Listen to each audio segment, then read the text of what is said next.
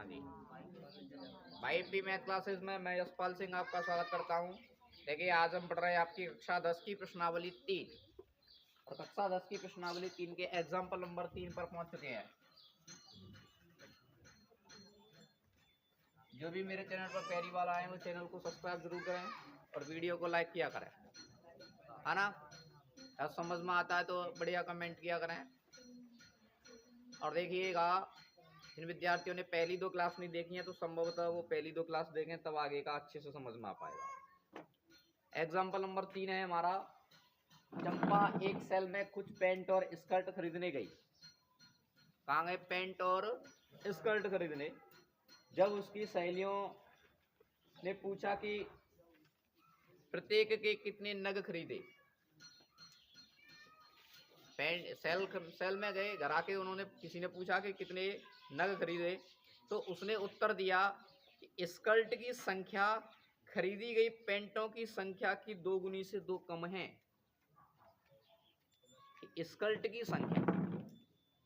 की संख्या के बारे में बता रही है कि स्कर्ट की संख्या है वो खरीदी गई पैंटों की संख्या के 2 गुने से 2 कम है। तो देखिएगा, पैंट और स्कर्ट खरीदे तो हम मान लेंगे, माना पैंटों की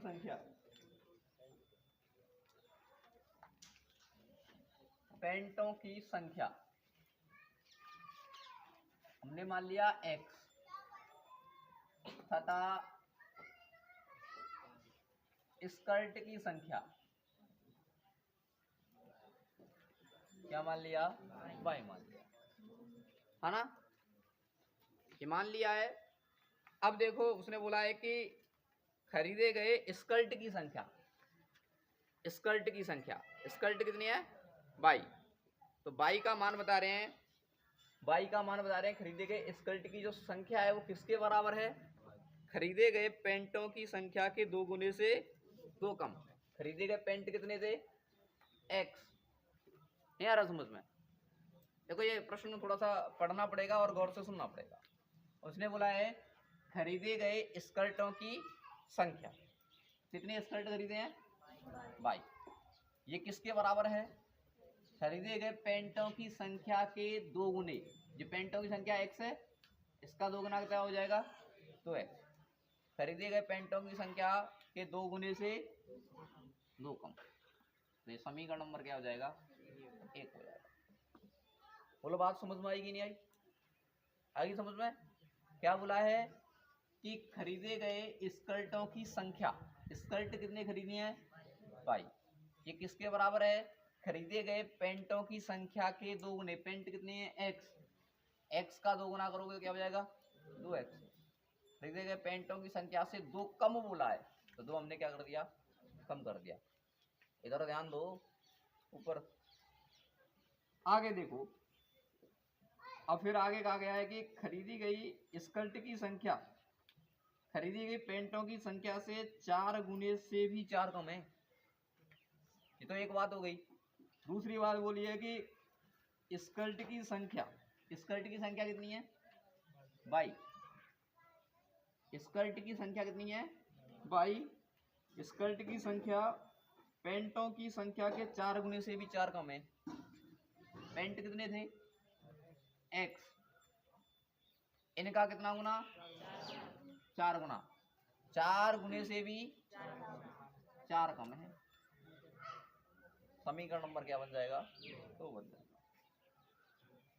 सहेलियों की यह जानने के लिए सहायता कीजिए कि चंपा ने कितने पैंट और स्कर्ट खरीदे। हमें बताना है कि उसने कितने पैंट और कितने स्कर्ट खरीदे। ठीक है, देखिएगा हम इसको ग्राफी विधि से हल करेंगे। पहले नंबर ग्राफी विधि तो आसान है, समीकरण को बनाना समझ में आया या नहीं आया? आया समझ में?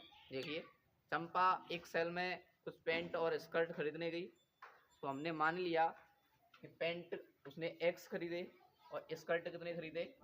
y खरीदे। तब उसकी सहेलियों ने पूछा कि कितने कितने नग खरीदे, तो उसने बोला कि खरीदे गए स्कर्टों की संख्या स्कर्ट कितने हैं? 5। ये कितने खरीदे? पेंट की संख्या के 2 गुने से 2 कम। पेंट कितने हैं? x, x का 2 गुना और उससे कितना कम? 2 कम। समीकरण नंबर 1।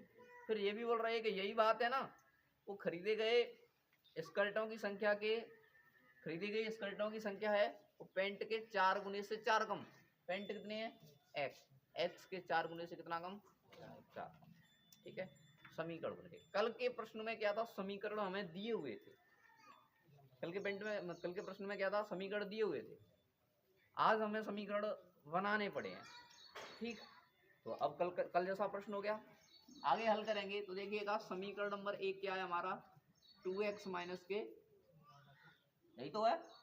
मैंने क्या बताया था? इसके माध्यम से क्या बनानी पड़ेगी आपको? एक टेबल बनानी पड़ेगी, x और y। बताओ इस समीकरण में हम किसका मान रखेंगे?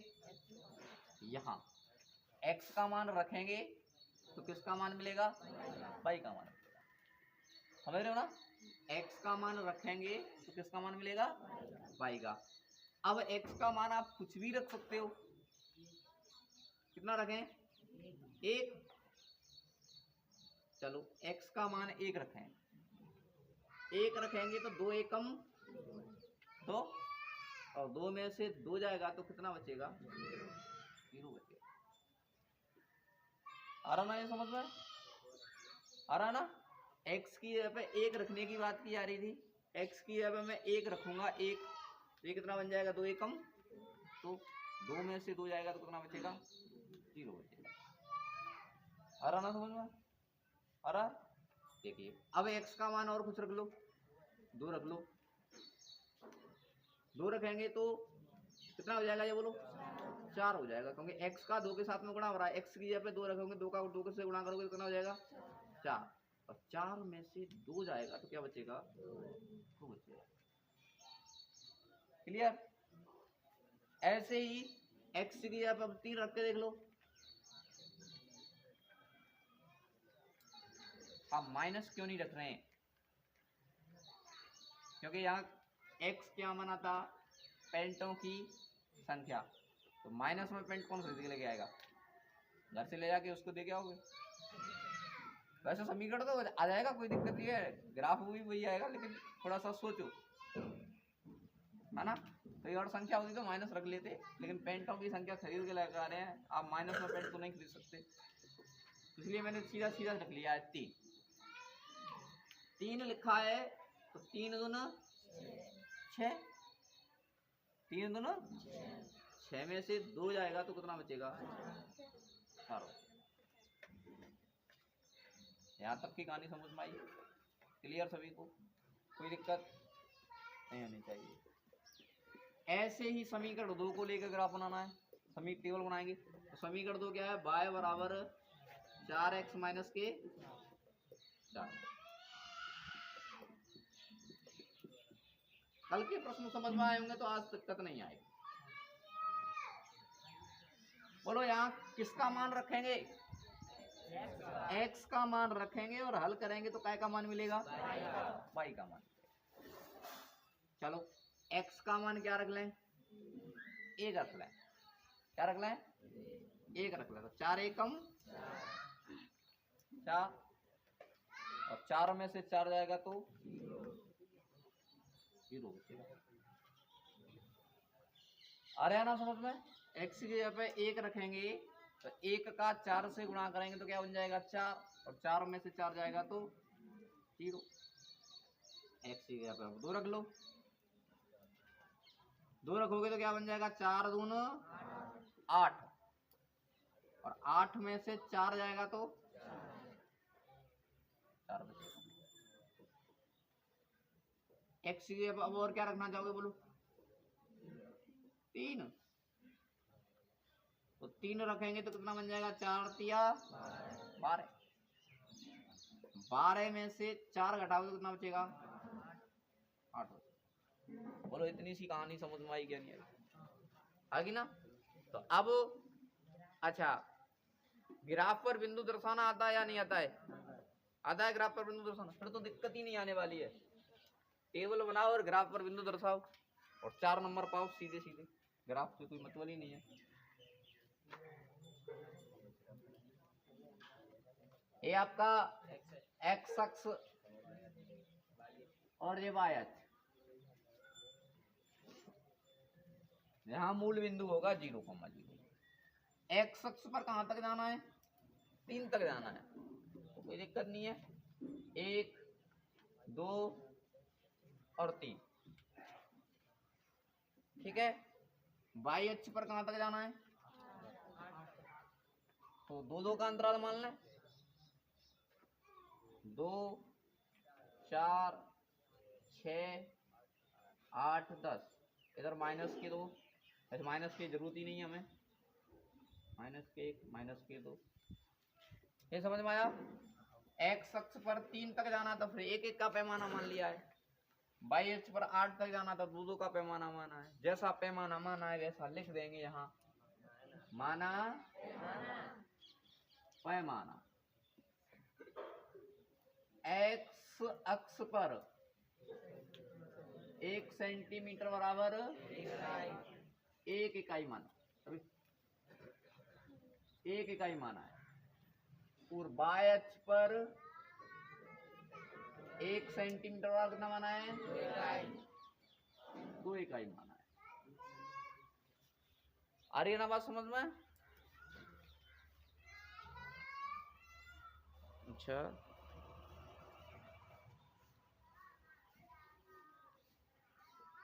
एक्स अक्ष पर 1 सेंटीमीटर बराबर 1 इकाई और वाई अक्ष पर 1 सेंटीमीटर बराबर 2 इकाई माना है।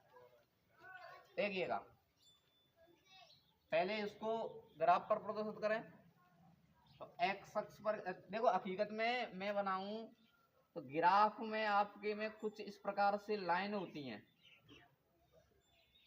ग्राफ देखोगे तो ग्राफ में लाइन होती हैं, और संभव हो सके तो इन प्रश्नों को ग्राफ पर ही करें तो ज्यादा बेहतर रहेगा। ऐसे करके ग्राफ में लाइन होती है, ठीक है। और विद्यार्थी गलती करते हैं अक्सर कि एक कहाँ होगा, बिल्कुल ये लाइन पर होगा, बड़ी वाली पे एक कम लिख देते हैं, फिर मतलब नहीं रहेगा, फिर ग्राफ का कोई मतलब ही नहीं निकलेगा। बड़ी वाली लाइन पर लिखना है 1, फिर दूसरी लाइन पर 2 लिखना है, फिर दूसरी लाइन पर 3 लिखना है। यहाँ हमने 2-2 का पैमाना माना है तो 2-2 के साथ से, और इनको क्या कर देंगे, बना देंगे, है ना। अब देखो, एक्स अक्ष पर 1 और वाई अक्ष पर 0, ये बहुत जरूरी है। ग्राफ टेबल सही बना ले, आप ग्राफ पे नहीं दर्शा पा रहे हैं तो गलती होगी। फिर एक्स अक्ष पर 1 कहाँ है? ये हो गया। वाई अक्ष पर कितना चलना है? 0 का मतलब यहीं रह जाएगा ये, तो ये बिंदु क्या हो जाएगा? 1,0 हो जाएगा, ठीक। दूसरा देखो, 2, एक्स अक्ष पर भी 2 और वाई अक्ष पर भी 2। तो देखो, एक्स अक्ष पर 2 ये हुआ, वाई अक्ष पर 2 ये हुआ। पहले तो ये देखो वाई अक्ष कहाँ है? ये रहा वाई अक्ष, यहाँ से 2, एक्स अक्ष ये रहा, यहाँ से ये चलेगा, यहाँ से ये चलेगा, तो यहाँ जाके मिल जाएगा 2,2, ठीक है, 2,2 बचेगा। फिर देखो, एक्स अक्ष पर 3 और वाई अक्ष पर, एक्स अक्ष पर 3, एक्स अक्ष पर 3 कहाँ है? ये हो गया। वाई अक्ष पर कितना? यहाँ से यूं जाएंगे तो यहाँ ही मिल जाएगा ये 3,4। आगे बात समझ में? तो इनको बनाएंगे ग्राफ को, तो ऐसे करके कुछ प्राप्त होगा सरल रेखा में। समझ में आएगी बात? संभव हो सके तो इस रेखा के ऊपर ये लिख देंगे, ये किसकी रेखा है? y बराबर 2x - 2 समीकरण की। ये रेखा कौन से समीकरण की है? y बराबर 2x - 2। इसका मतलब हो गया, कल भी बताया था मैंने, x के इन बिंदुओं को ना लेकर के आप कोई भी अन्य बिंदु लेंगे तो सभी बिंदु ही इस रेखा के ऊपर विद्यमान होंगे, है ना। कल भी बताया था, आज भी बता रहे हैं कि x का कोई भी मान लो, y का कोई भी मान निकलेगा आपका, तो होने वाले तो सभी इसी रेखा के ऊपर है, ठीक है। ये हो गया। अब इसको ग्राफ पर अंकित करेंगे तो देखो, x अक्ष पर 1 और y अक्ष पर 0। तो एक्स अक्ष पर 1 और वाई अक्ष पर 0, यही बिंदु हो गया, यही बिंदु हो गया एक्स अक्ष पर 1 और वाई अक्ष पर 0। एक्स अक्ष पर 2 और वाई अक्ष पर 4, तो देखो एक्स अक्ष पर 2 ये रहा, वाई अक्ष पर 4 ये रहा, मिल जाएंगे 2,4। एक्स अक्ष पर 3 और वाई अक्ष पर 8, एक्स अक्ष पर 3 ये रहा, वाई अक्ष पर 8, यहाँ मिल जाएंगे 3, एक बिंदु ये हुआ